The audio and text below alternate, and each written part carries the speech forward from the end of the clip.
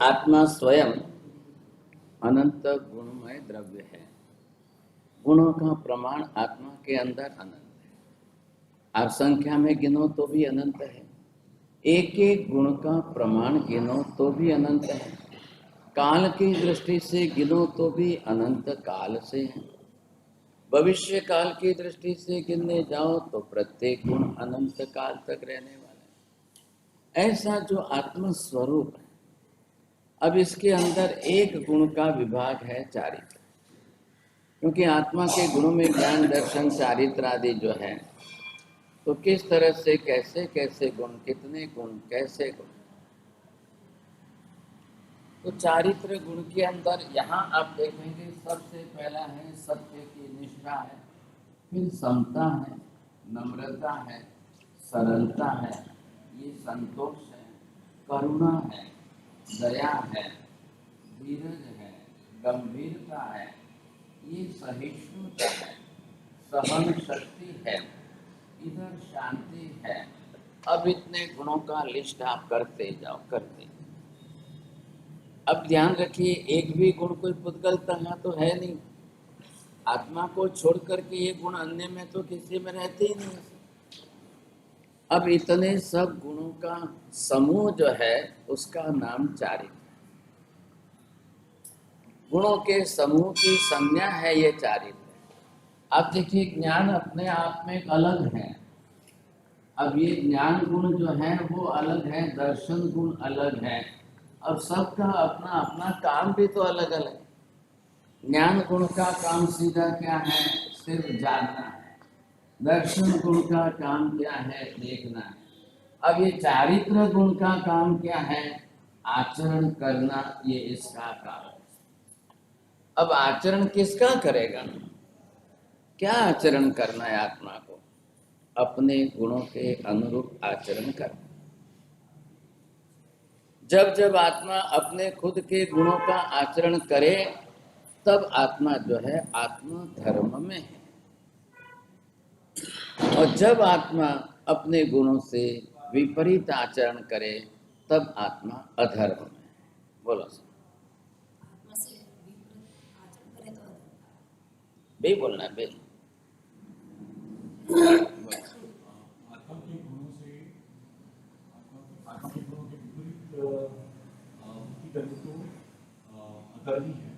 और आत्मा के गुणों के अनुरूप करे तो धर्मी है। आत्म गुणों के अनुरूप आचरण करो तो आत्मधर्म, और आत्मा के गुणों से विपरीत आचरण करो तो अधर्म हो गया। अब देखिए, आत्म धर्म से कर्म क्षय होगा, निद्रा होगी, गुण बढ़ेंगे। आत्मा अगर अपने गुणों से विपरीत अधर्म का आचरण करेगी तो नए कर्म बंधेंगे। अभी इधर देखिए, मैंने क्या लिखा है, ये सत्य है। आपने सत्य के बदले असत्य बोला, असत्य माना। पराग से ये कार्बन वर्गणा के पुद्गल आए और आत्मा के ऊपर, इस गुण के ऊपर आवरणीय कर्म बन गया, ये मिथ्यात्व हो गया। ऐसे ही सब गुणों के ऊपर होता है। जीव संसार में आत्मा गुणों से विपरीत आचरण ज्यादा करता है। अब विपरीत आचरण कर रहा है तो सभी कर्म बांध रहे हैं। अभी आपने सामायिक ले, ये है समता। समता गुण को बढ़ाने के लिए हम सामायिक करते हैं। इसलिए सामायिक करते करते करते समता के गुण की वृद्धि होती रहेगी। और जब समता की वृद्धि होगी तो कसाय अपने आप शांत होते जाएंगे।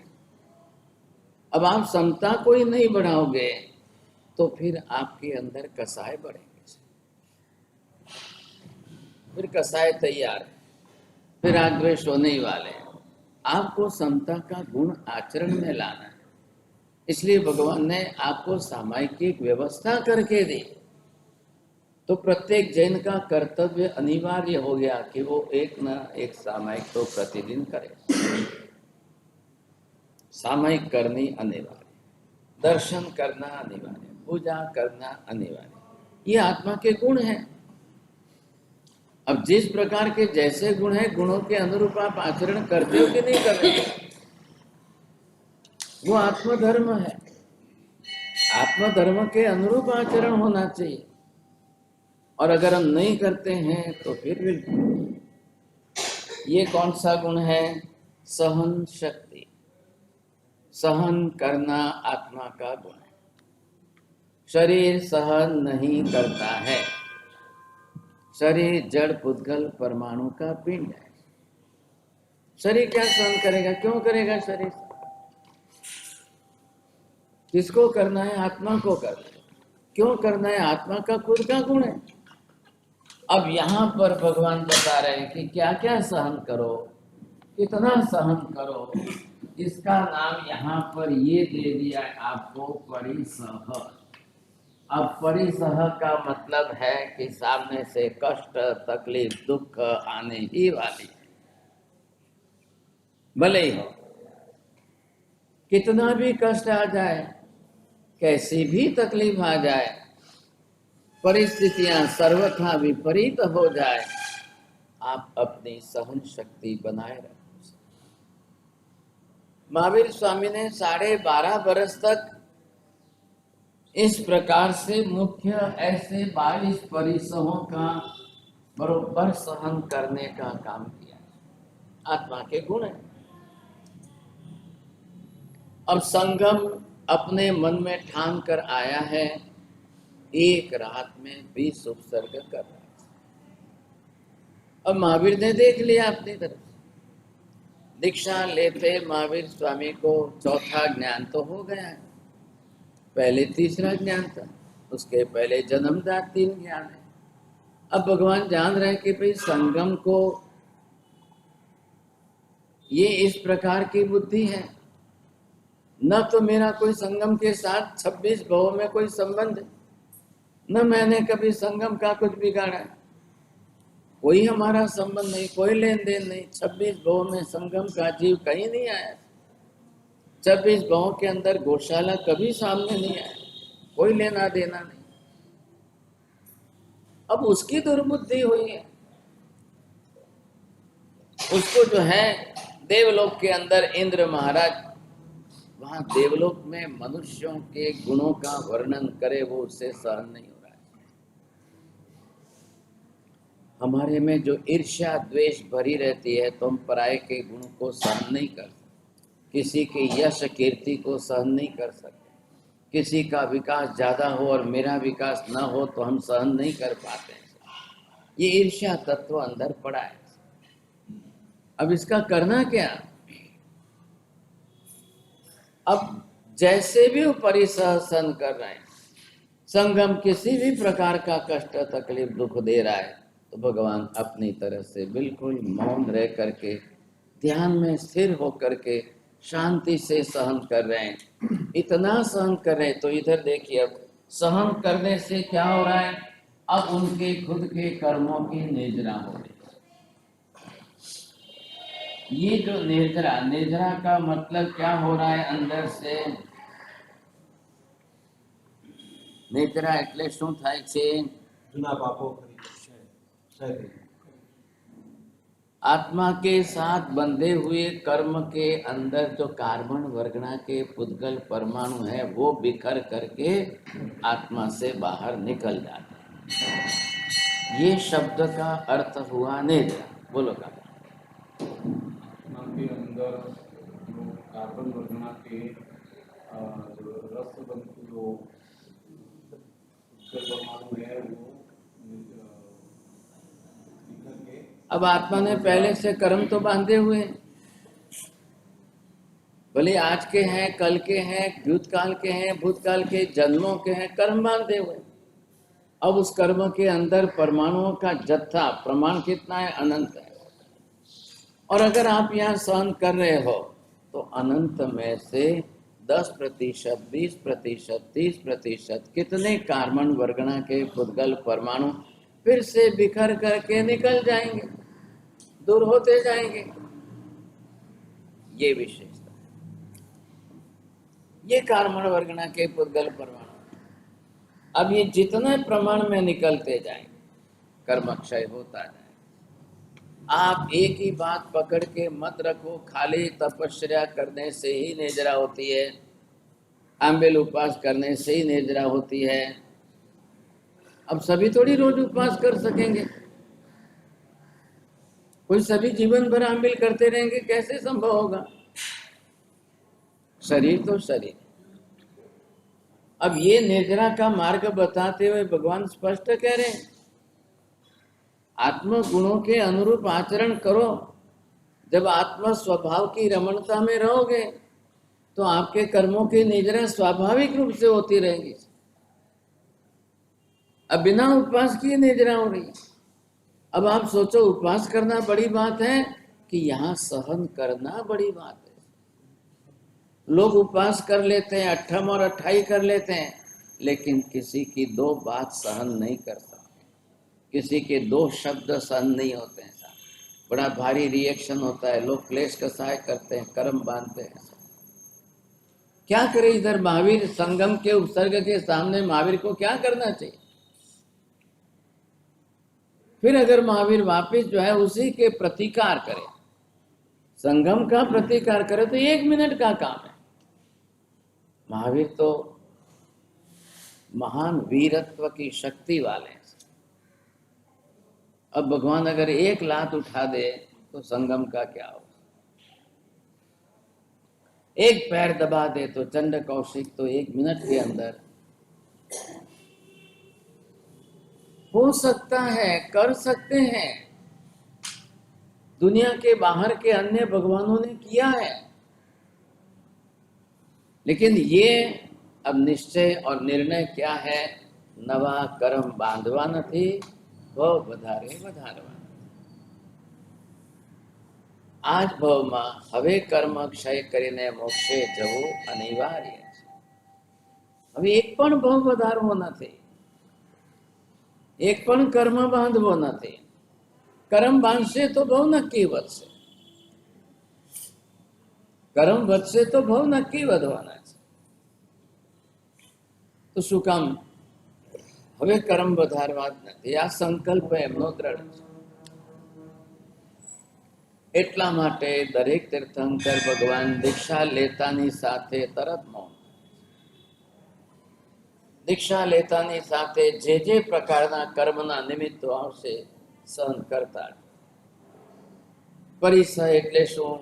ચારે બાજુથી આત્માની સહન શક્તિ વધારીને સહન ભાવે સહન કરતા જો કરતા જો કરતા જો।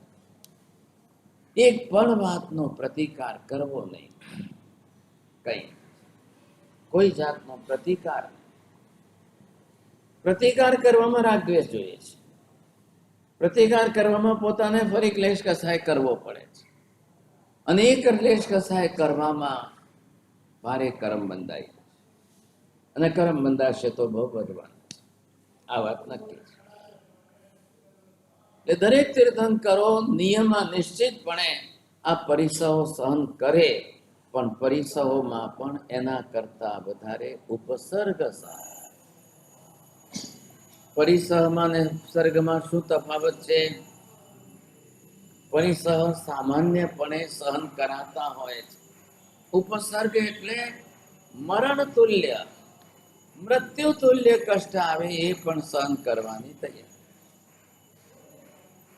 उपसर्गों अंदर मृत्यु की संभावना।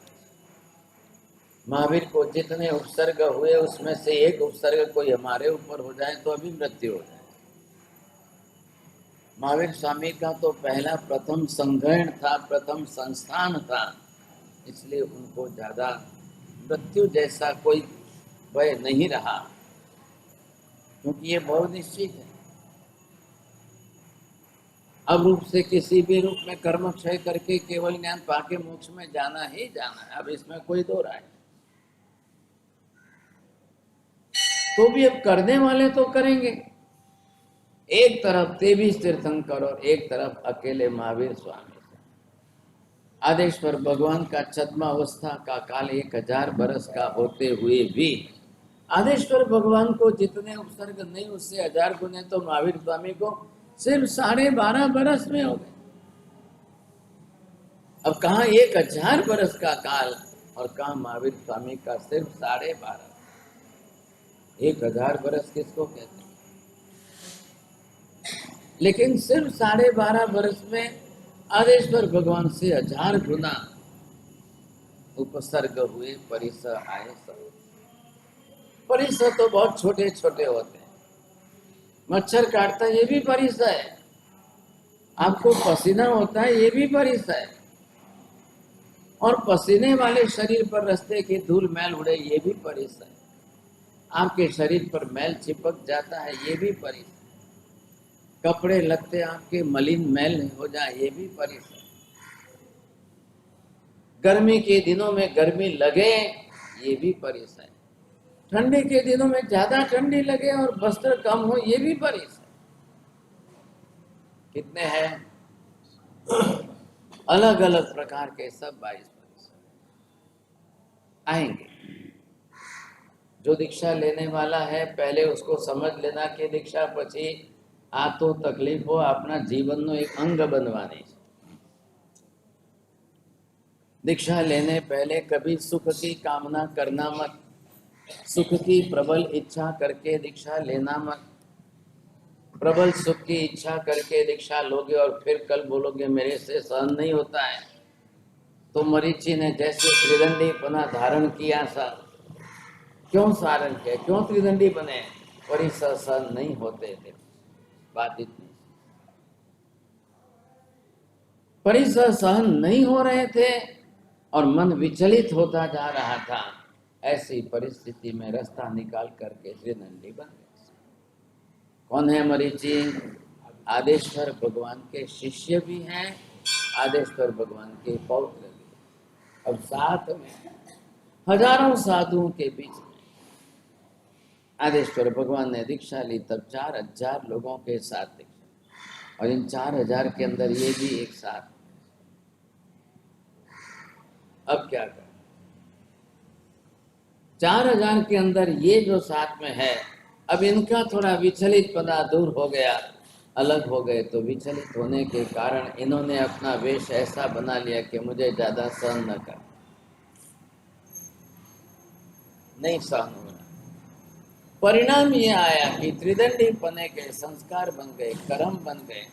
1 भव, 2 भव, 3 भव, 4 भव, 5 भव, 6 भव, 7 भव, तो त्रिदंडी पने के संस्कार में भी गए। नहीं तो इतने भव नहीं बढ़ते थे, इतने भव बढ़ने का कोई कारण नहीं था। लेकिन मरीचि के भव में त्रिदंडी बना लिया, तो फिर अगले भव में वापिस त्रिदंडी बने, फिर त्रिदंडी बने, फिर त्रिदंडी बने। कोई कारण, कोई प्रयोजन। एक वक्त आत्मा भूल करे छे, कर्म बांधे छे, कर्मना संस्कार आत्मा ઉપર રહી જાય છે। એ કર્મ ભવાંતરમાં વારંવાર બીજા ભવોમાં, ત્રીજા ભવમાં, આગળના ભવોમાં સાથે આવે છે અને ફરી ફરી કર્મ બંધાતા है। एक कर्म की परंपरा चलती है, कर्म के संस्कार चल रहे हैं आपके साथ। ऐसा यहाँ पर ये दूसरा अध्ययन जो बता रहे हैं, परमात्मा ने कहा हम सबसे पहले इन 22 प्रकार के परिसरों को सहन करते रहेंगे तो हमारी निद्रा वैसे ही स्वाभाविक रूप में होती रहेगी। कर्म कर्म के रूप में है, अगर आपने सहन करके इनको घटाया तो अच्छी बात है, नहीं तो फिर ये कर्म साथ में बने रहेंगे, तो भवांतर में और दूसरे भव में, तीसरे भव में साथ में आते भी रहेंगे। ऐसे कर्मों का क्षय वैसे भी करना तो कैसे करेंगे आप, किस तरह से करेंगे? समझ के रखिए सर। बाहर के परिसर कौन से हैं? शरीर के ऊपर आने वाले ठंडी गर्मी आदि के, मच्छर काटने आदि के परिसर सब बाहर के। आंतरिक परिसर में कोई आपको 2 शब्द गाली दे दे, वो भी आपको परिसर लगता है। इसलिए मैंने कहा कि भाई कोई 2 उपवास करे, 3 करे, 28 करे, वो अपनी भूख प्यास को सहन कर ले, चलेगा। लेकिन किसी के शब्द सहन नहीं होते, किसी के शब्द सहन करने बहुत भारी पड़ जाते हैं और तब हमारी आत्मा विचलित हो जाती है, बहुत डर, बहुत मुश्किल होता है। मान अपमान को सहन करना बहुत मुश्किल हो जाता है। आमનું સન્માન થયું ને મારું नहीं થયું, इनको मान मिला और मेरा अपमान हुआ। ये सब बातें बहुत, ये हमेशा होते ही रहने वाला है। संसार में तो ये सब अनिवार्य है, होना ही है। ऐसी स्थिति के अंदर साधु बनने के पहले निश्चित कर लो, अपमान तो अंदर सहन करते ही रहना पड़ेगा, होने वाला है। भूख और प्यास के लिए तो कोई चिंता नहीं। 18માં માલે ચડીને ગોત્રી જાઓ અને પછી કઈ ન મળે ને પાછા વળવું પડે ત્યારે શું કરે? બીજા 4 ઠાણાની બધાની ગોત્રી લાવવાની હોય ને બધે ફરીને થાકે। હવે પર્યુષણ ગયા એટલે બૈરાવ ચોખ્ખું કે સાહેબ કોથમી નાખે એટલે ભૂલથી નાખે છે, ને બીજી વખત ફરી જાઓ સાહેબ કોથમી નાખે, ત્રીજી વાર ફરી જાઓ સાહેબ કોથમી નાખે, એટલે એનો મતલબ શું સમજવાનો? ભૂલથી નખાય છે, કઈ ભૂલાઈ ગયું એટલે નખાઈ ગયું। અને બીજી વાર પણ એ જ જવાબ, ત્રીજી વાર પણ એ જ જવાબ છે। અને મહારાજ સાહેબને કઈ ન વરાવો ને મહારાજ હવે બધા ઘરે આવું થાય તો બિચારા સાધુ મને શું? બૈરામાં તો ફેશન ચાલે છે, એકને જોઈ એટલે બીજા હારોહાર ચાલે છે। હવે શું છે સાહેબ? હવે શું છે? ચોમાસું પતી ગયો, અમારા ઘરેથી તો પાલિથણા ગયા હતા, એ પણ આવી ગયા હતા, હવે શું છે સાહેબ? एक दूसरे के हिसाब से चलते हैं। अगर गृहस्थ जीवन में ही लोग आचार नहीं पालेंगे तो साधु साध्वी के लिए कितनी मुश्किल है। कई बार कहने के लिए संघ में घर बहुत है, लेकिन कई बार ऐसा देखो कि 2-4 ठाणे को भी गोत्री नहीं मिली। ऐसी पड़े बहिराव के साहेब हमना तो कुकर मूक्યું છે ને હમણાં તો લોટ બાંધવા લીધું છે, એટલામાં તમે આવી ગયા। પણ બેન ઘડિયાળ જુઓ તો કે અમારા તો સાહેબ શ્રાવક તો 2 વાગે પછી જમવા આવે છે। લો હાલો બેન ધર્મના રવાના। क्या करेंगे आप? अब मुंबई છે એટલે માલ ચડ્યા વગર તો મુંબઈ, એક સાધુને તો સવારથી સાંજ સુધી માલ જ ગણ્યા કરો, રોટલી 4 खाता हो પણ માલ ચડવાના 20 આવતા હોય। अब ये सब आपको सहन करना। તમે કોઈ ઘરે ક્યાંય કોઈ બૈરાવને એક અક્ષર કહી શકાય ખરું? ભૂલે ચૂકે ના કહેવાય।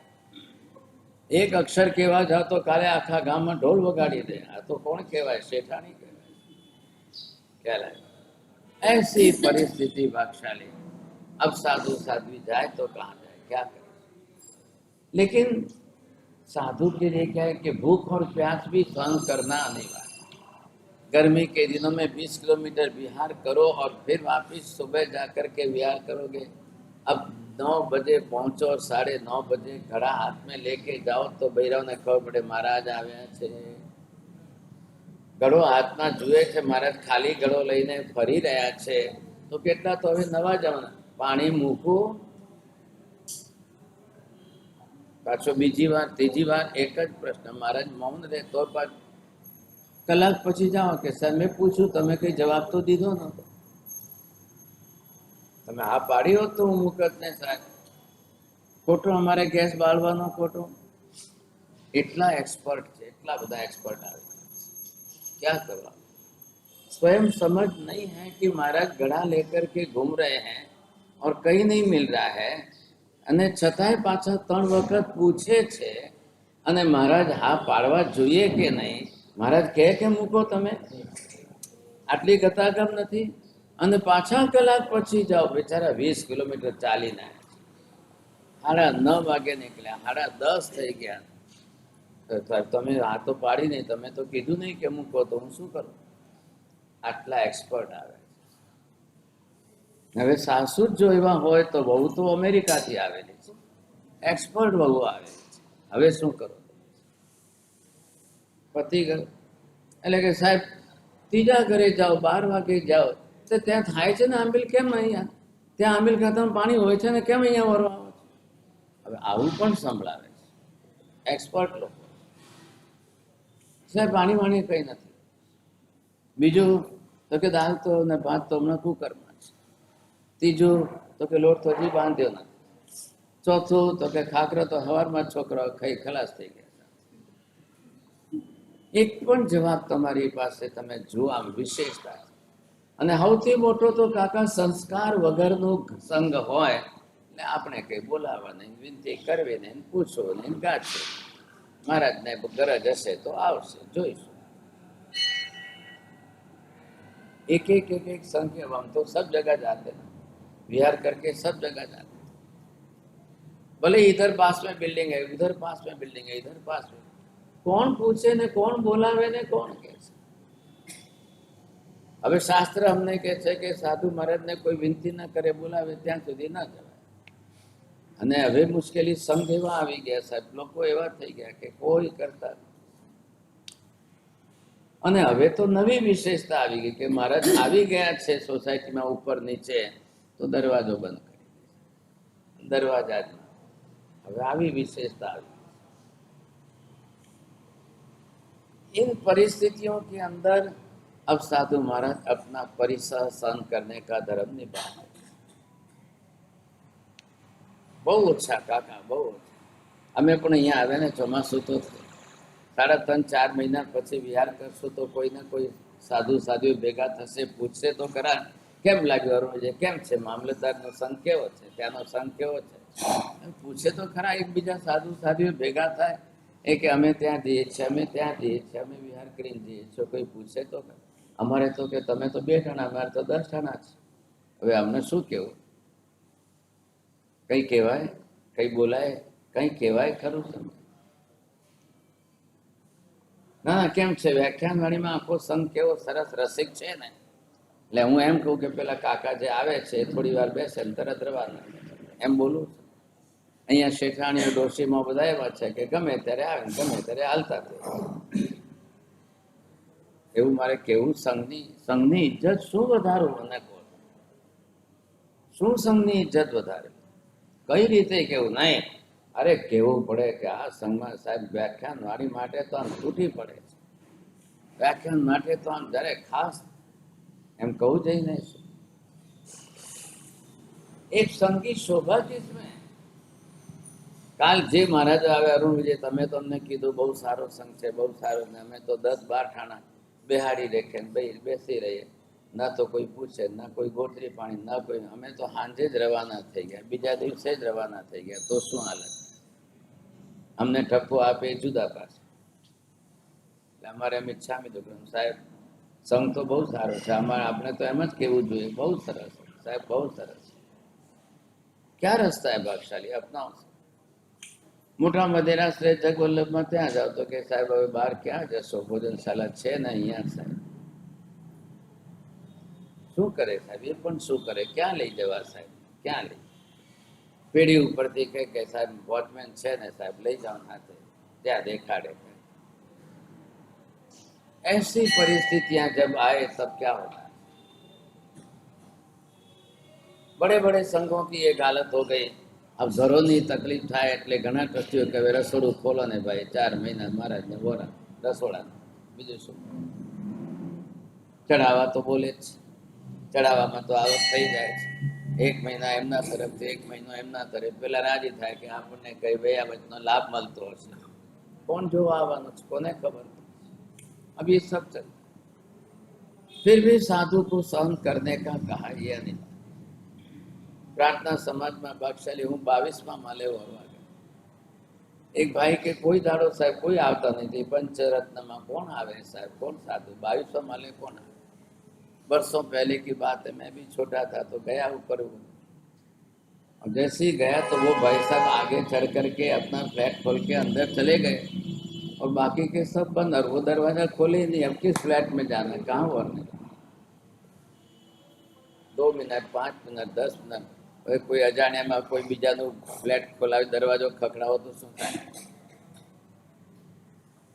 5 મિનિટ હો ગઈ, 7 મિનિટ હો ગઈ, 10 મિનિટ હો ગઈ, પત્તાય નહીં. 22મા માલે લઈ ગયા પછી દરવાજા બંધ અને કંઈ કરતા કંઈ નહીં. એટલે હાલ પાછા ઉતરો. फिर वापस चुपचाप नीचे उतर जाओ. पगथिया में तो कोई भूते न मले.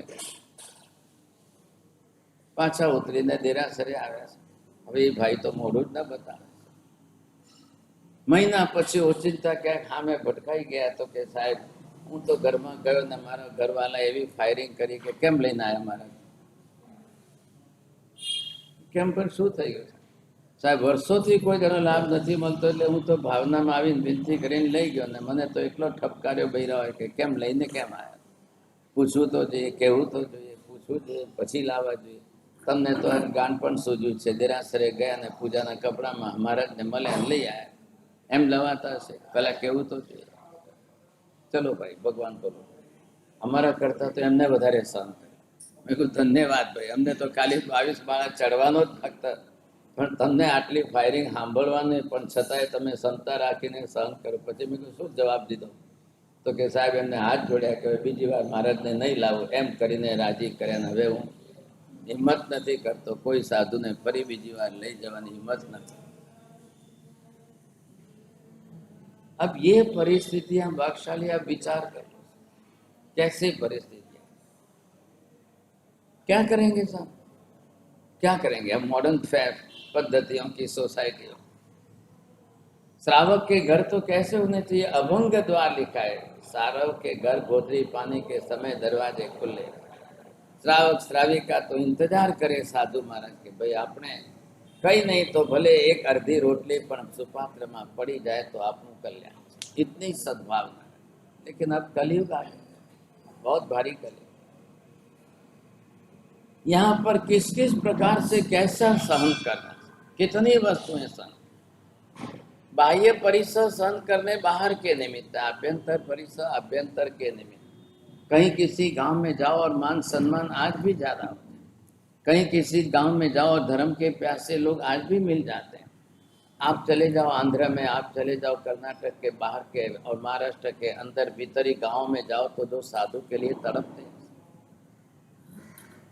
कोयम्बतूर गए थे, वहाँ से केरला में मदुरई जाने वाले थे, लेकिन वहाँ थोड़े कम्युनल राइट्स के कारण नहीं गए तो कोयम्बतूर तो जाओ था. लोग पीछे पड़ जाते हैं. इतने साधु साथियों के लिए वैयावत करने के कभी जिंदगी में देखने को नहीं. ऊटी जो है बड़ा हिल स्टेशन है, लेकिन गांव तो है, संघ तो है, मंदिर तो है. वहाँ पर जैनों के श्रावकों के घर हैं. आपके लिए ऊटी खाली हिल स्टेशन है, लेकिन साधु साध्वी जाते हैं तो 100 घर की बस्ती है, लोग रहते हैं, मंदिर है, समाज है. तो वो भी अपेक्षा रखते हैं कि नहीं. कभी अभी कल परसों यहाँ रत्नागिरी से आए थे, बढ़िया अच्छा मंदिर है, समाज का बहुत अच्छा है, लेकिन वो चारों तरफ पहाड़ियाँ ही पहाड़. 100 किलोमीटर तो आपको घाटियों के अंदर ही चलना. अब कौन साधु साध्वी जाओ? मुंबई की तरफ से जाओ, पुणे की तरफ से जाओ, या कोल्हापुर की तरफ से जाओ, या गोवा की तरफ से जाओ, घाटियों और पहाड़ियों के बीच में से सिवाय कोई रास्ता नहीं. और 100 किलोमीटर तक आपको घाटियों में, दुर्गम स्थान है. फिर भी अभी कल वो बोलते थे हमारे ત્યાં 19 ठाणा साध्वी जी છે, ચોમાસું है, फिर भी जा रहे हैं, फिर भी हो रहा है. अब कितनी चिंता करते होंगे, कैसे ले जाते होंगे, कैसी व्यवस्था करते होंगे साथ. ऐसी स्थिति के अंदर अब बरसों के बाद कभी कोई आ जाए, कोई चले जाए, समझे कि नहीं, तो उनके भाव, भक्ति भाव बहुत अच्छे, काफी अच्छे. અને ઘણી જગ્યાએ ઘણું અતિરેક થઈ ગયા પછી હવે સાધુ સાધ્વીઓ પ્રત્યે કોઈ ભાવ સદભાવ રહેતો है. ये तो हमारा तो जंक्शन है, यहाँ तो आते जाते रहते हैं साहब, कोई रस रुचि नहीं रहती. अब यहाँ पर ये कि आप कितना सहन करते हो इस पर निर्भर है कि कितनी आपकी निर्जरा हो. 22 परिसરની ગણતરી સંવર ધર્મમાં થાય છે. 57 ભેદ જે સંવરના કયા છે એમાં 22 તો આ સહન કરવાના આવે. ये सब आपके तो संवर से मतलब क्या हुआ? आप जब भी सहन करने में रहोगे तब आपको नए कर्मों का बंध नहीं होगा. अगर नए कर्मों का बंध न हो, बचना हो, तो संवर तो करना ही पड़ेगा. जैसे आपकी सामायिक एक संवर धर्म है, वैसे ही 22 परिसर सहन करना ये भी हमारा एक संवर धर्म है. अब इस तरह से यहाँ संवर के अंदर विशेष लक्ष्य रखा जाए. कैसे आप कितनी समता शांति रखो, एक एक के बारे में सबका नाम दिया है। सहन करने की बात है तब भी आपके लिए, क्योंकि ये सब आत्मा के गुण है और आत्मा गुणों के अनुरूप आपको चलना है। तो इतने सहन करने की विशेषता हमारी। अब यहाँ पर भगवान तीसरे अध्ययन का नाम जो है मुख्य से अलग दिया गया है। अब ये चौरंगी अध्ययन यहाँ पर तीसरा अध्ययन जो कहा है, इसमें भगवान ने कहा है कि सामने से 4 वस्तुओं की परम दुर्लभता जो है। अब ये 4 परम दुर्लभ के अंदर क्या क्या आता है सर? तो यहाँ पर एक तो आप जैसे करो, सबसे पहले आपको ये देखना है कि नंबर 1 जो है मनुष्य का भोग बहुत दुर्लभ है। अब धर्म का श्रवण जो है वो बहुत दुर्लभ है। तीसरे नंबर पर श्रद्धा जगना और भी दुर्लभ है। और चौथे नंबर के अंदर जो है आप धर्म करने में प्रबल पुरुषार्थ करो और उस पुरुषार्थ से आप अपने कर्म का क्षय करने का रिजल्ट लाओ। ये बहुत दुर्लभ है। चत्तारि परमंगाणि दुल्लहानि हजंतुनो मानुसत्तम सोई श्रद्धा संयममीय वीर्यम। મનુષ્યનું ભાવ મળવું અતિશય દુર્લભ છે. ઘણા પુણ્યોદયથી, સંચિત પુણ્યોદયથી, કેટલા ભવોના પુણ્યના ઉદયથી મનુષ્યનો ભાવ મળે. મનુષ્યનો ભાવ મળે તો પણ પાછું જૈન કુલમાં જન્મ મળવું. જૈન કુલમાં જન્મ મળે તો દેવ ગુરુ ધર્મની આરાધના ઉપાસના થાય.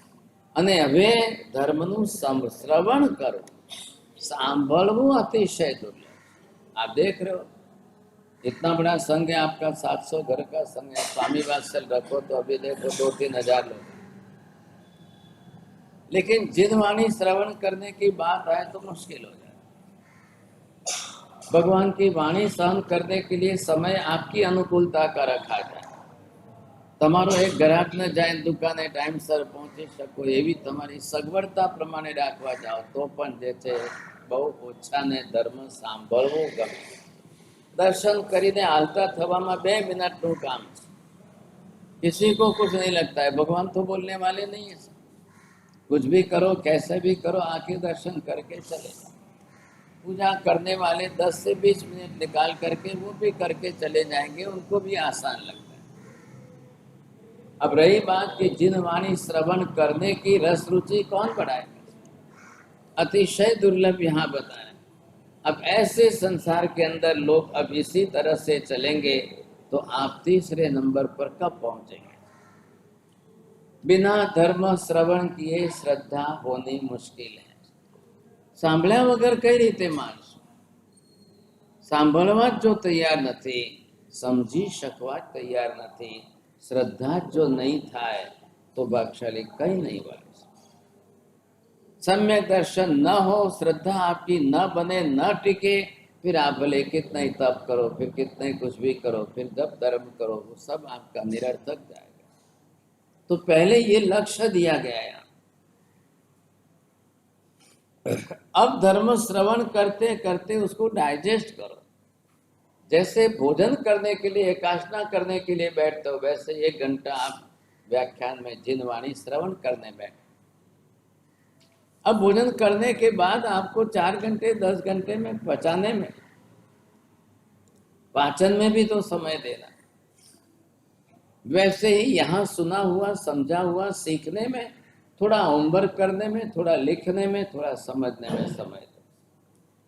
हम आदि हो गए, आदत पड़ी गई खाली हाथे आवવું, સાંભળીને ઊભા થઈને રવાના થવું।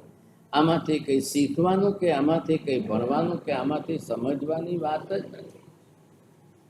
એટલે આપણને વર્ષોના વર્ષો થાય તો જ્ઞાન નથી વધતું। ફલાણા મોટા આચાર્ય આવી ગયા, ફલાણા મોટા આચાર્ય, અરે એ મોટા એટલા મોટા આચાર્ય આવીને ગયા, બધી વાત સાચી, પણ અંદર કોઈ ધર્મ ઉતરતો નથી, જીવનમાં ભણાતો નથી અને જ્ઞાન વૃદ્ધિ થતી નથી। અમે આ સાંભળ્યું તો, આ સમજાતા, આ આગમમાં આ તત્વ આવે છે, એવી કોઈ લક્ષ્ય, बहुत मुश्किल बात है।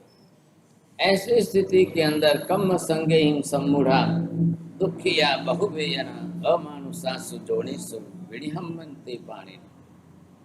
कर्म संगति जे जीवो सम्मूढ़ बनेला होय દુઃખી બનવાલા હોય સમજાય અને બહુ જ વેદના શરીર પીડા વગેરે ભોગવતા એવા પ્રાણીઓને અમાનુષ્ય યોનિની અંદર વારંવાર ભટકતા રહેવું પડે, જન્મ લેવા પડે. કેમ જીવ એક યોનિમાંથી બીજી યોનિમાં જાય, કેમ જીવ જે છે એક ભાવમાંથી બીજા ભાવમાં જાય, કેમ જે છે જીવ કમ્માણમ તું પહાણાએ આણુકુબિમ કયાયું जीवा सोई मणुपत्ता आए अंते मनुष्य. आप एक बात का ध्यान रखें, कितने श्लोकों के अंदर कर्म की बात है, कितने श्लोक. आप पूरे उत्तरायण आगम शास्त्र में से कर्म सिद्धांत का इतना बड़ा गणित बैठा हो, इतना बड़ा शास्त्र बन जाए कि एक एक बात में कर्म के सिद्धांत बैठे. यहाँ भगवान कहीं पर भी एक बात नहीं लिख रहे कि भाई ग्रहों के आ कारण हो, ज्योतिष के कारण होता है, राहु केतु शनि के कारण, ऐसी कोई बात ही नहीं करते.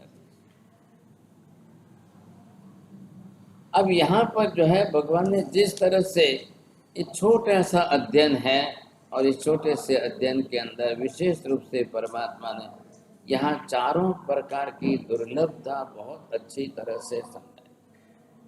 चौथे नंबर पर अब आपको श्रद्धा हो गई, अब पुरुषार्थ नहीं करोगे तो क्या होगा.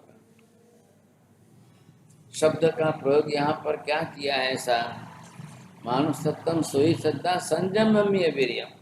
अब आत्मा संयम के अंदर अपना वीर्य फोरवे, अपनी शक्ति प्रकट करे और उससे नेजरा करके कर्म क्षय करे, ये उसके लिए बहुत मूल्य होता है. तो यहाँ पर स्वयं चलद्धुम सद्दम वीर्यम पुनदुल्लहम बहवे रोए माणा भी नो ये हम परिवज्जय. ધર્મ સાંભળી લીધા પછી, સમજી લીધા પછી એને પોતે પોતાના આચરણમાં લાવવું બહુ મુશ્કેલ થઈ જાય છે. बिना आचरण में लाए आप अपने कर्म क्षय कैसे करोगे. धर्म खाली सुनने की चीज नहीं है. धर्म सुनकर समझकर श्रद्धा कर अब आचरण में ला. आप जो भी कुछ करना चाहो, लेकिन सम्यक दर्शन के इस श्रद्धा से अगर आचरण आपका सुधर जाता है तो फिर आपके लिए कर्म क्षय करना बहुत आसान है. क्योंकि ये धर्म ऐसा है कि जो मोक्ष मार्ग के रूप में है. कल हमारा मोक्ष मार्ग जो है इस तरह से आगे बढ़े तो आत्मा भी कैसे विकसित हो ये सुनना है. अच्छा, यहाँ पर भगवान ने जो मुख्य रूप से लौकिक सामग्री आदि की बात की, इन चारों प्रकार की दुर्लभता को समझ करके विगिंच कम्मुनो हे उम जसम संचीर्णो खंति ए शरीरम पार्वम हिच्चा उड्डम पक्कमई दिन से. अब जो कर्म के हेतु को ढूंढ करके खास करके क्षमा के रूप में संयम के एकत्र कर और विषय पृथ्वी विकार भूत जो है इस शरीर को त्यागने का और शरीर का त्याग करके आत्मा को मोक्ष मार्ग के ऊपर चढ़ा, ये लक्ष्य लेकर के यहाँ पर चले.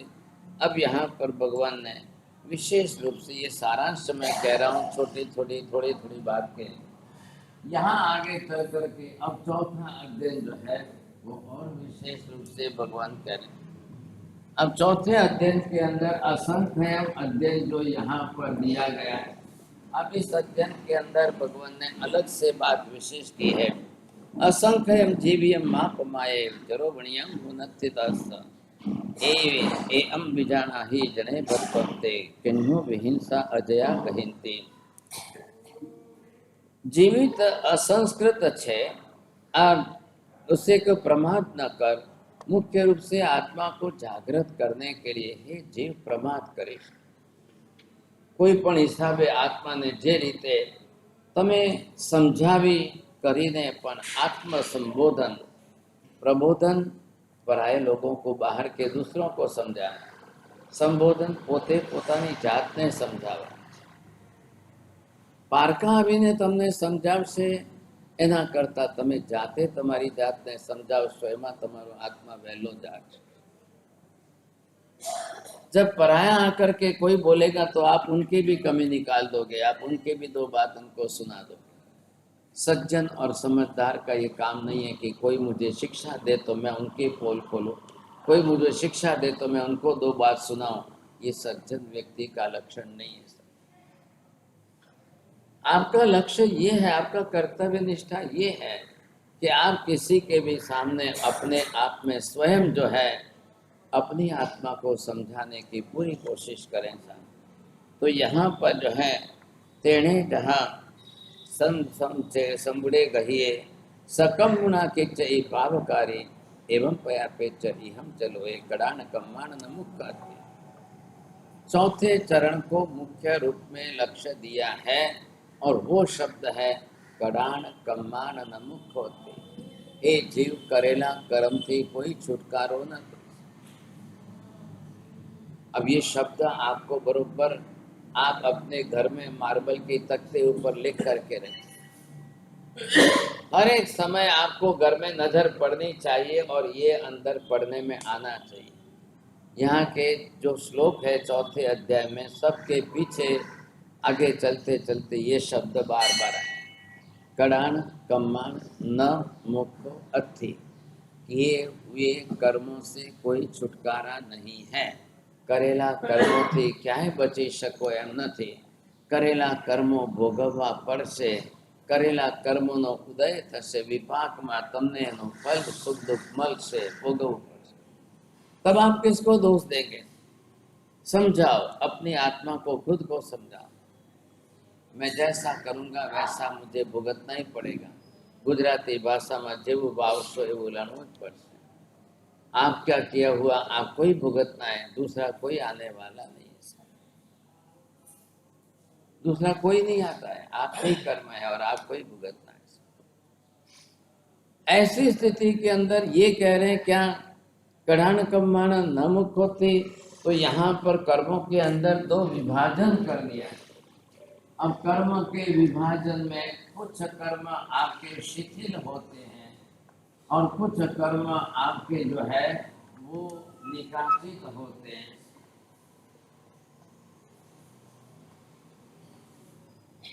अब निकासित का अर्थ जो है ये हो गया कि ये कर्म आपके लिए ज्यादा सॉलिड है।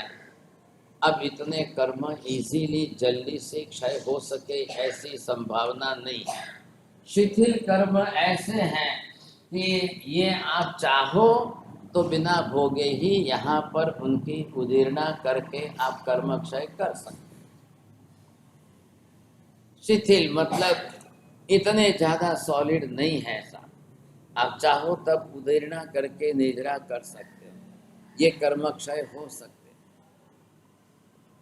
लेकिन कर्म की क्वालिटी शिथिल है, आप अगर कुछ भी नहीं करोगे तो नहीं होगा, आप उदीर्णा नहीं करो तो नहीं होगा। आपने 28 की, आप 28 पचक रहे हो। 28 मतलब ये नहीं कि आपने किसी को खाने के लिए अंतराय किया इसलिए 8 दिन आपको खाने को नहीं मिल रहा है, ऐसा नहीं है। अब आप 28 को उदीर्ण धर्म बनाकर स्वेच्छा से संकल्प कर लो, હું આ 28 મારા કર્મોને ખપાવવા માટે કરું છું। જે કર્મો હજી ઉદયમાં નથી આવ્યા, કાલાંતરમાં ભવાંતરમાં ક્યારે ઉદયમાં આવશે એની ખબર નથી, એ ઉદયમાં આવવા પહેલા જ હું આજે ખપાવી લઉં। इसका नाम उदीर्णा है। तो जब आप उदीर्णा करते हो तो ये संकल्प। अब आप टारगेट करो, फोकस करो पर्टिकुलरली, मारे आ कर्मोनी निजा करवी छे, मारे आ कर्म। लगभग आप सामान्य रूप से देखोगे तो 90% कर्म हमारे शिथिल होते हैं। शायद किसी के 5% और शायद किसी के 10% कर्म ही निकाचित होते। किसको निकाचित कहते हैं? भारी कसायों के अंदर गांठ बांधकर बांधे गए कर्म निकाचित। बोलो, भारी कसायों के द्वारा, ख्याल है? कसायों की तीव्रता जिसमें बहुत ज्यादा है, अनंत अनुबंधी कसाय बन जाए। मरी जैस तो एना घरे तो पग नहीं मूको, मरी जैस पर कोई संजोगों में। अब ये जहां गांठ बांधी जाती है वो कर्म आपके निकाचित तो बस तकलीफ है। गांठ खोलने की तैयारी रखो, कई वांधो नहीं, चालो हवे आपने काले जे बात थी भूली जाओ, बस पति થઈ ગયું ને, બોલાઈ ગયું ને, બની ગયું ને, થઈ ગયું, ચાલો હવે ભૂલી જાઓ। आप 2 दिन बाद, 4 दिन बाद, 10 दिन बाद सामने से मिच्छामी दुक्कड़म करके फिर उस बात को भूलने की कोशिश करो। एना માટે ભગવાને મિચ્છામી દુક્કડમનો ધર્મ આપ્યો છે। તમે ભૂલવાની કોશિશ નહીં કરો, મિચ્છામી દુક્કડમ એ નહીં માંગો તો પછી અંદર ને અંદર એ ઘૂંટાતા ઘૂંટાતા और તમારા કસાયમાં મજબૂત થશે। જવા દો ને, મૂકો ને, શેનો મિચ્છામી દુક્કડમ, હવે देखा जाएगा, अगले पर्यूषण देखेंगे। ये ऐसा करने पर फिर वो कर्म अंदर जाकर पड़ा निकाचे। मिच्छामी दुक्कड़म का अर्थ ही है कि तुरंत मिच्छामी दुक्कड़म बोल गए नहीं, व्यवहार पूरा हुआ ऐसा नहीं, अंदर से उस विषय को भूलने की कोशिश करना है ताकि दोबारा रिपीट ना बात दोबारा रिपीट ना हो। इसके लिए अगर आप भूलते हो तो फिर वो क्लेश कसाय आपका बढ़ेगा नहीं तो फिर बढ़े। जब आपका क्लेश कसाय जो हुआ था, जैसा हुआ था, जिसके साथ हुआ था, फिर बार बार में जब आएगा, याद आएगा, फिर सोचोगे, फिर विचार करोगे, फिर उसी तरह से नया कर्म बनता है। एक बार का ही कर्म था, वो बना तब 10% ही था, लेकिन बार बार उसी को याद करते हुए मानसिक विचारों के कसाय में आपने और 10 गुना बांधा। ये गलती बहुत ज्यादा हो, इसलिए भगवान ने कहा तरत मिच्छामी दुक्कड़म आपीने शांति करी लो तो घणुं सारुं। लेकिन सब नहीं कर पाते हैं, ये तकलीफ। अब ये 90% के शिथिल होते हुए भी सभी खपाने को तैयार नहीं। अब पता तो नहीं चलेगा, लेकिन जैसे ही आप निद्रा करने के लिए बैठोगे तो कर्म की निद्रा होती रहेगी। फोकस करो पर्टिकुलरली के आज कर्म, तो उस कर्म का बरोबर निवारण। तो यहाँ पर ये बताया गया कि हे जीव, जिस तरह से असंख्य जीवियम माप, अब संसार के अंदर तो बार बार जन्म तो लेना ही पड़ेगा। संसार में तो बार बार आएंगे, फिर बार बार जन्म लेंगे, फिर मरेंगे, जीवन तो बिताते जाओगे, ये तो चलता ही जाएगा। कब इसमें से आप बाहर निकलोगे, पहले ये देख। अब जीवों को समझाते जाइए। श्री कृष्ण अर्जुन में को कह रहे हैं, महाभारत में वो अलग बात होगी, कर्मण्येव अधिकारस्ते मा फलेषु। यहाँ महावीर तो अलग ही बात कर रहे हैं, कैसे कर्म किस कक्षा के बनते हैं, उसके हिसाब से किन कर्मों का निकाचना होती है कि नहीं होती है, सब देख। वहां अर्जुन को श्री कृष्ण कह रहे तारे कई पंचायत नहीं करवानी, तू तारे तारू करतो रे, फल आपવાનો મારા હાથમાં છે, મારે જોવાનું છે તને કયું ફલ આપવું, કેવું ફલ આપવું છું। તો કે ભગવાન તમે તો ગજબ કરો છો, તમારી મરજીથી ફલ આપો છો, અમારી કરણી જોઈને પણ ફલ નથી આપતા, અમારી કરણી જોઈને ફલ નથી આપતા, છતાંય તમે તમારી મરજીથી આપો છો, તો પછી મતલબ ભગવાનને રાજી કરવા ધર્મ કરવો છે, ये हिंदुओं के बात आई। वो लोग सब कैसे भी करके भगवान को राजी करने का धर्म करें। और जैनों के लिए महावीर स्वामी ना कह रहे हैं कि भगवान ने के राजी करवा नहीं, भगवान वितरागी छे, तमे क्या भगवान ने राजी करवानी बात, तमारा आत्मा ने राजी करो, तमे करीने तमारी जात ने राजी करो, बस आ लक्ष्य राखो। लेकिन समझ नहीं होने के कारण, इसका पक्का ज्ञान नहीं होने के कारण शिथिल कर्म होते हुए कर्म क्षय कर नहीं सकते लोग, निजरा करके आत्मा को मुक्त कर नहीं सकते। कैसे होगा? आत्मा कैसे बचेगी, कैसे उसमें से बाहर निकलना कैसे?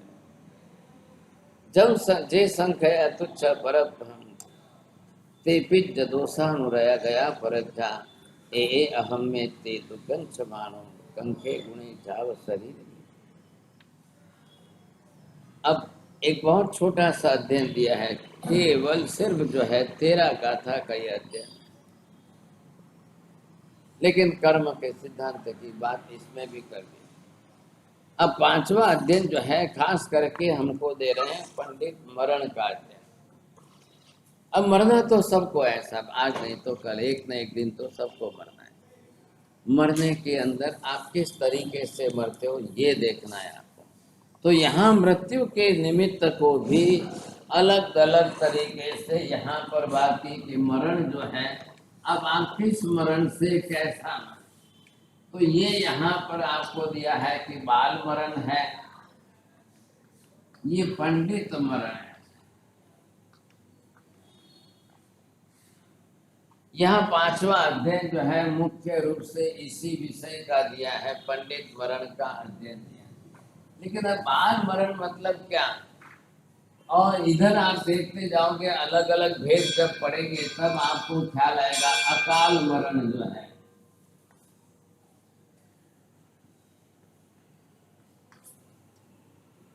मृत्यु का काल पूरा भी नहीं हुआ और मर रहे आप, आयुष्य का काल पूरा नहीं हुआ है, जीवन लेकर आए हैं लेकिन आयुष्य पूरा होने के पहले ही आप, ये यहाँ जन्म हुआ था, अब आयुष्य आपका जिस तरह से जैसा चल रहा है, ये भी अपने आप में कर्म है। अब ये आपने उपार्जन तो किया है, आप चल रहे हो, मरण तो आना है, यहाँ पर मरना है, लेकिन कल आयुष्य को तोड़कर आप यहाँ मर जाओ, तब ये मृत्यु आपकी यहाँ आ जाएगी। ये जीवन के 20 वर्ष आपके जो है निरर्थक चले। अगर आप इन 20 वर्षों के अंदर और जीते तो शायद और क्या करें।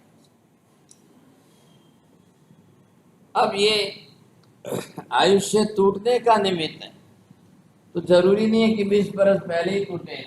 कई लोग खा पी करके तोड़ देते हैं, तो वो 40 वर्ष पहले ही मर जाते, जबकि लेकर आयो आयुष्य 100 वर्ष का और 40 की उम्र में मर रहे, तो मतलब क्या हो। कोई खाई पीने मरे छे, कोई नेचुरल कैलामिटीज में जाए छे, कोई प्राकृतिक प्रकोप में मरे, कई तरीकों से लोग मर रहे हैं, कई कारणों से। जल्दी मरता तो आयुष्य कर्म उसका कम नहीं होता है, इसके लिए मरता है कि टूटता ही नहीं, बात टूटता है, चालू है आपके पास, आयुष्य तो रनिंग है, पूरा है, व्यवस्थित है, 100 बरस चल रहे हैं। अब कोई कारण कितने हो गए साथ, मैं तो चाहता था आयुष्य कर्म समझाना, लेकिन अब क्या है, कर्म ग्रंथ विषय चला, 1 महीना और लग जाता है आयुष्य कर्म। अब ये उत्तरायण पूरा होने के बाद आप याद कराना, थोड़े दिन आयुष्य समझा। यहाँ बात किसकी करें कि बाल मरण, अनसमझू में मरे, न समझते हुए, न जीवन का महत्व समझाना, आयुष्य की कदर की, आपने अपना जीवन पूरा कर दिया, अज्ञानता में मर गया, न धर्म करके मरे, न आयुष्य को समझ करके, न जीवन की कदर की, न आपने अपने मनुष्य जन्म की इतनी ऊंची कदर की और आयुष्य पूरा हो जाए, क्या फायदा। अज्ञान मरण मत करो, अज्ञान बाल मरण है, जैसे बालक अज्ञानी है, नासमझ है, वैसी हमारी हालत हो जाती, ऐसा नहीं होना चाहिए। तो मुख्य रूप से आत्मा को समझाया है, ये अध्ययन 5वां भगवान कह रहे हैं, पंडित मरण की बात की, अन्नवंशी महोहंसी एगे तिन्ने दुरुत्तरम तत्थ एगे महापन्ने इमं पन्ना मुदाहरे। महावीर कह रहे हैं, हे गौतम, आज महापुरुष दुख रूप से करी सतरिश का ऐसे संसार समुद्र को प्राप्त करके, अरे बहुत बड़ी प्रज्ञा वाले जीव जो है, तीर्थंकर भगवंत ने प्रश्न ने कर, अब संति में दुहे दुवे ठाणा अखाया मरण अंतिया अकाम मरणम चेव सकाम मरणम तहा। आगे चल करके इसी को 2 शब्द और अलग कर देंगे, एक मरण जो है वो हो जाएगा अकाम मरण जो है, उसको भी कहा है, और इधर दूसरा जो है दूसरे श्लोक में लिखा है सकाम मरणम, स्वेच्छा पूर्वक की मृत्यु। आप कैसी इच्छा रखते हो, कैसा मृत्यु आप चाहते हो, आखिर आप जानते हो कि मृत्यु ये क्या है। जब यहाँ आपकी मृत्यु होगी, ये एक दरवाजा है, बस आपको इस दरवाजे में प्रवेश करना है, यहाँ से दूसरा जन्म शुरू होगा, फिर यहाँ से दूसरे जन्म में जाना है, तो मृत्यु आपको दूसरे जन्म में जाने का दरवाजा, एक बिल्डिंग से दूसरी बिल्डिंग में जाने के लिए भी दरवाजा, एक गली से दूसरी गली में जाने का दरवाजा, एक जन्म, एक जीवन हमारा पूरा हो रहा है, हम दूसरे जीवन में जाएंगे, जीवन तो ऐसे ही जाना है। तो मृत्यु के सिवाय तो आप दूसरे जन्म में जा नहीं सकते। और ये शरीर एक जीवन का, एक गति का शरीर लेके दूसरी गति में नहीं जा सकते। जिस योनि में पैदा हुए वहां का शरीर लेकर आप दूसरे भविष्य की दूसरी योनि में नहीं जा सकते। किसी के लिए भी, देवलोक से देवता हो कि नरक का नारकी हो कि मनुष्य तिर्यंच हो, सबके लिए एक नियम, एक शरीर का, सबके लिए एक नियम। आगे के जन्म में जाना है। अब आज यहाँ का रोटी सब्जी दाल चावल का बना हुआ औदारिक शरीर, अब यहाँ से आपको देवलोक में जाना है तो वहाँ तो वैक्रिय शरीर, वहाँ रोटी सब्जी दाल चावल का व्यवहार ही नहीं है। वहाँ ना तो खाना है, ना पीना है, ना कोई वहाँ व्यवहार ही नहीं है। तो ये शरीर वहाँ चलेगा नहीं। कल देवलोक के देवता मरकर मनुष्य में आने की प्रबल इच्छा रखे और वो वहाँ से यहाँ आए, तो यहाँ आकर के औदारिक शरीर रोटी सब्जी वाला बनाए और वहाँ उनके पास वैक्रिय शरीर बिना रोटी सब्जी का है, कौन आए? तो वहाँ उनको भी मरना पड़े। मरना मतलब क्या? आयुष्य समाप्त करके आत्मा शरीर छोड़कर जाए, उसको कहते हैं मरना। बोलो।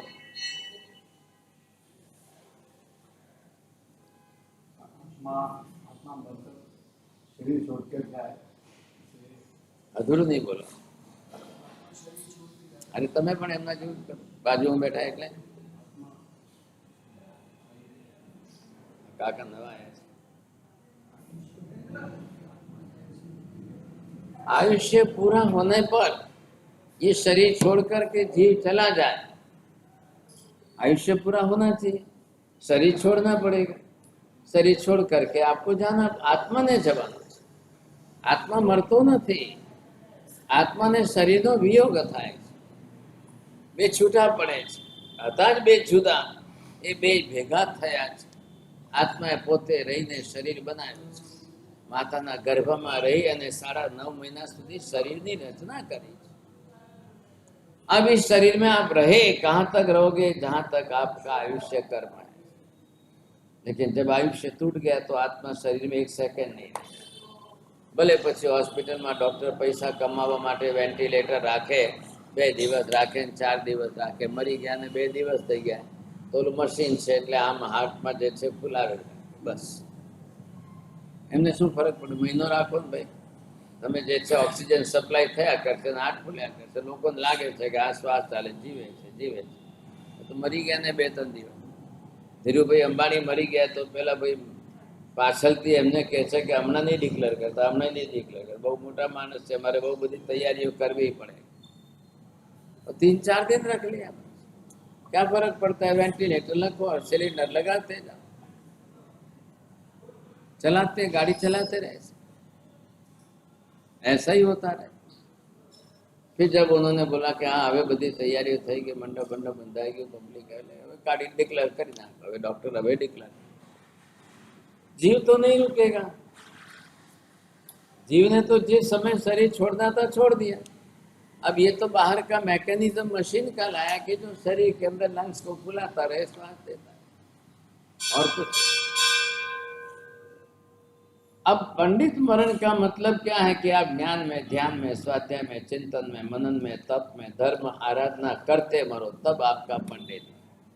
पंडित मरण का मतलब पंडित है, मरने में भी जो पंडित बन गया है, समझदार बन गया है, जान समझ करके अपना आयुष्य पूरा। अकाम मरण के अंदर कुछ भी धारणा नहीं है, रोते चिल्लाते कैसे भी मरो, वेदना पीड़ा शरीर की सहन करते करते हाय हो करके मरो आप। अनिच्छा होते हुए भी मरना नहीं चाहते हैं, लेकिन अब क्या करें, बच भी नहीं पाते हैं। कैंसर हो गया, ऐसा महामारी हो गई कि रोग ऐसा हुआ कि जो आपका जीव लेकर के ही जाए। अब आप क्या करो? रोग बीमारियां ऐसी है कि वो आयुष्य होते हुए भी अशाता वेदनीय का प्रमाण बढ़ गया तो आपका मृत्यु निश्चित हो जाए। ऐसी स्थिति के अंदर बेचारा दुखी होकर रो रो करके मरे, दुखी होकर के अपना आयुष्य पूरा करे, ये सब जो है स्थिति उसका बहुत बिगड़ने वाली। अशातानी वेदना तीव्र होय, घर परिवारना संजोगो एवा होय, बीजानी हाथे राग द्वेषना कसायोनी गांठो बांधी होय, क्या करवा। ऐसे समय में मृत्यु के अंतिम समय के अंदर ज्यादा से ज्यादा आर्त ध्यान, ज्यादा से ज्यादा लोगों को आर्त ध्यान। और आर्त ध्यान के समय इधर सावधानी रखिए साथ, ये लास्ट काल आपका अब ऐसा है, यहाँ कहीं ना कहीं आगे के अगले भव का आयुष्य बंद होने वाला है। बिना आयुष्य साथ में लिए आप दूसरे भव में जा नहीं सकते। तो वहां जाकर जियोगे कैसे? जीव माता के गर्भ में तो आ गया, अब वो आयुष्य नहीं है उसके पास, साथ में नहीं है, तो 2 सेकंड भी नहीं जिएगा, फिर वहां जाके तुरंत मरना पड़ेगा। आयुष्य नया बांधो, नया बांधकर साथ में लाओ, और तब जाकर पुराना आयुष्य शरीर छोड़ो और अब रवाना। पूरा जीवन कई कहेवाय नहीं, परिणाम ऊपर अध्यवसाय ऊपर आधार છે તમારા ભાગ છે। તમે પૂરી જિંદગી ધર્મ કરની ક્રિયા કરો છો, પણ તમે ભાવ પરિણામથી નથી કરતા, એઝ એ રૂટીન કરો છો। એક રૂટીન ગોઠવાઈ ગઈ છે ને હાલો આપણે કરીએ છીએ ને કરતા જઈએ છીએ, लेकिन न तो ज्ञान बढ़ाया न भाव बढ़ाए, दोनों में से वंचित रहे। ऐसे लोगों के लिए पुराना कितना भी पुराना, उनको क्या फर्क पड़ने वाला। बहुत किया था, लेकिन वो रूटीन में कर भी रहे हैं और इधर क्लेश का साय भी कर रहे हैं, इधर राग द्वेष भी करते जा रहे हैं, उनको कोई फर्क ही नहीं पड़ता है। तो पुठो आयंकेणम गिलानो परितप्रे पमियो परलोक कम्माणु पे ही अपन। मृत्यु करने के बाद लोग के पराभव आदि के कारण से जो है परलोक से भय रखने वाले लोगों को अशुभ कर्म का विचार करते ही खेद दुख होता है। कारण जब आपकी मृत्यु आएगी, नजीक आएगी, तो जैसे जैसे एक तो मृत्यु कैसे आती है, क्रमशः आती है, धीरे बुढ़ापा आए और धीरे धीरे वृद्धावस्था आए, और फिर बोले सोचो 80-90 बरस के होके मर गए तो कोई अफसोस नहीं है, चलो भाई ठीक है। लेकिन जो जितनी कम जिंदगी में जाएगा उसके लिए तो अफसोस बहुत ज्यादा होगा। અને એમાં પાછા ઘરમાં 10 ખાનારો ને એક જ કમાવનારો, એકના ઉપર જ આધારો ને એનું આયુષ્ય કાલે તૂટી જાય તો 10 લોકોને કેટલો ધક્કો લાગે છે। એમના તો જીવનનો આધાર હતો ને, तो उसको कितना लगता है। तो ये यहाँ पर कहा है कि आप पहले ये समझो, आप मरने के लिए भी बुद्धि से पंडित बन गए कि नहीं बन गए, समझदार बन गए कि नहीं। मृत्यु का डर नहीं लगना चाहिए। जैन किसको कहते हैं? मृत्यु नो डर न, मरवानो तो छे ज, अवश्य भावी हतो। हमें मरीए छे पण समझीने मरीए छे पण नवा कर्म बांधीने नहीं मरता। ख्याल आयो? जूना कर्म खपावता खपावता मरीए छे, वो सबसे बड़ी विशेषता है। आयानम नरयम नाय एज तणाम अवी गुंची अपनो पाए दिनम दुविच्छ होय। किस तरह से जीवों को ये समझना चाहिए कि धन धान्य परिग्रह नरक रूप जान करके तृण समान समझ करके कैसे त्याग कर।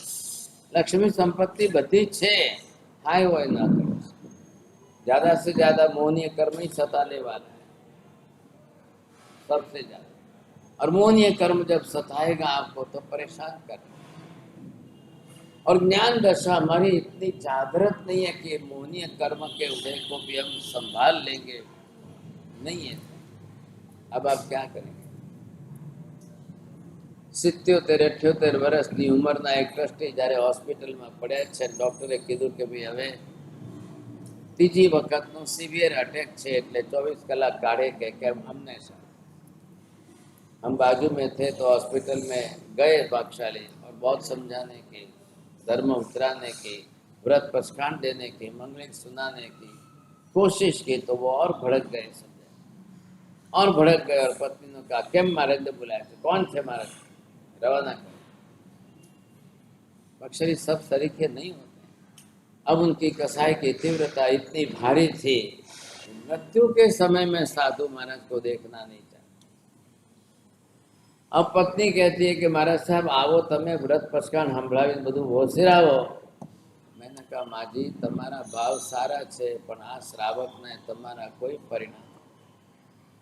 અને મને જોઈને અંદર જવું અને નવકાર બોલું ને એમને એટલું બધું ક્રોધ ચડે છે કે ક્યાંક થઈ ગયું તો ડૉક્ટર મને કહેશે કે આપને ને એના કરતાં ખસી જવામાં ફાયદો. હવે એમના બે દીકરાઓને બોલાય, દીકરાઓ બે બાજુ બેસીને પપ્પાને સમજાય, પપ્પા મારા સાહેબ તો ખાલી તમને વોસરાવાય છે ને, વોસરાવાય શું વોસરાવ, મેં જ કમાવેલું છે, મારું ઉપાર્જન કરેલું છે, હું શું બધું છોડી દઉં છું? अब कुछ का कुछ बोलने लगे, कुछ का आप देखो सामने लक्षण आ जाते हैं, आपकी भाषा खराब हो जाती है, कर्म के उदय की आपकी मलिनता भाषा अशुभ हो जाती है। क्या करें ऐसी स्थिति में? कुछ भी नहीं हो पाया, कुछ भी नहीं, मंगलिक पण नहीं समझा, नवकार सुनने के लिए तैयार नहीं, बिल्कुल नहीं। और शाम को 4 बजे समाचार आए तो रवाना। अब क्या करें? अब आप बड़े ट्रस्टी हो कि बड़े शेठ हो कि बड़े कुछ भी हो, क्या फर्क है? कर्मने શું, કર્મના ઘરમાં કોણ મોટું ને કોણ નાનું કાકા? અહીંયા कोई अहंकार ने सत्ता से कई काम नहीं आवतुं। 32 श्लोकों का अध्ययन है इसमें। अकालम निसंपत्ते अभायाय समुदय सकाम मरणम मरहि चिन्हम अन्नयम। कम से कम आप पंडित मरण की कक्षा प्राप्त करो। स्वाभाविक रूप से जो है सहज मृत्यु को, मृत्यु से विचलित होने की बात मत करो। कुछ भी हो, समझदारी अपनी रहे कि मृत्यु आपका बिगाड़ ना सके। एक कर्म छे, बीजा कर्म जेम हता ए पण कर्म आया, उदय में आया चला जाएगा, उसके कारण राग द्वेष क्यों करें, क्लेश कसाय करके कर्म क्यों करें? 6 अध्ययन 5 अध्ययन हो रहे हैं, फिर आगे 6ठा अध्ययन करेंगे, थोड़े थोड़े रोज करते जाएंगे। एक एसेंस आपको दे रहा हूँ, एक जनरल आइडिया दे रहा हूँ, क्या अध्ययन है, कैसा विषय है, क्या बताया है, हर चीज डिटेल में पढ़ने जाए तो 1 बरस लग जाए।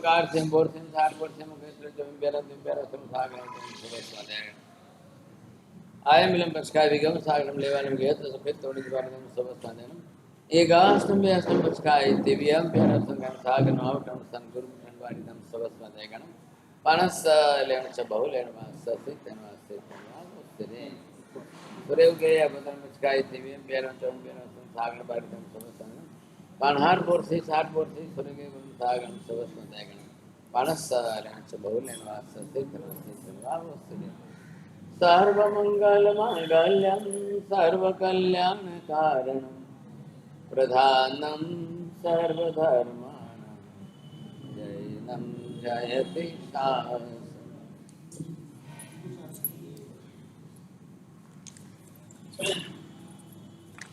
तो धन्यवाद सर, बैठा तो सही।